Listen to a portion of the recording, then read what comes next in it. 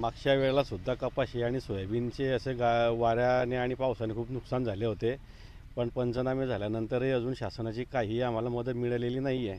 आणि आता सुद्धा कालच्या दिवशी संध्याकाळी पाऊस वारा गार आणि खूप झालेली आहे, त्याच्यामुळे सर्वच नुकसान झालेलं आहे. केळी, हरभरा, काही लोकांनी गहू पेरलेले होते, हे सर्व जमीनदोस्त झालेलं आहे.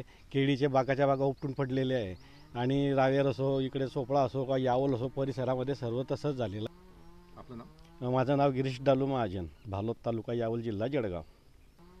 आपलं नाव? माझं नाव गिरीश डालू महाजन, भालोद तालुका, यावल जिल्हा जळगाव.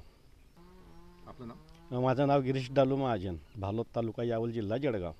तरतूद सरकारने, नवीन सरकार आलेलं आहे, आता यांनी करावी अशी माझी अपेक्षा आहे की आता नवीन सरकार आलं आहे, हे आम्हाला काहीतरी शेतकऱ्यांना मदत करतील याची मी त्यांना जरा विनंती करतो.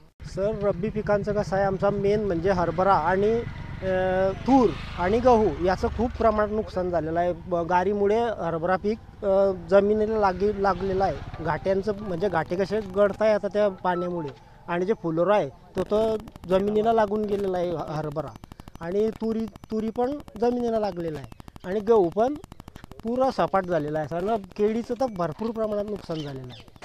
आमची मागणी आहे की सरकारने आमच्या बांधावर येऊन पाहणी करावी, त्यानुसार आम्हाला नुकसान भरपाई द्यावी. शासनाच्या म्हणजे हरभरा सर्व पुरा जपून गेला, माती जमीनदोस्त झाला आहे, बिलकुल माती समान, आणि कोरडा पण असं या गारीच्या याच्यामुळे सर्व असं तांबडा पीड हे झाला आहे, पांढरा. किती एकर मध्ये तुम्ही हरभरा? हे समजा 1.5 एकर आहे.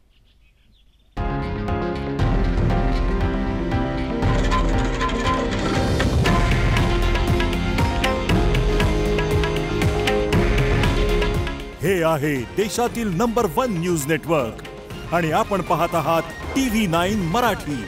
काळजी तुमची, हित महाराष्ट्राचं.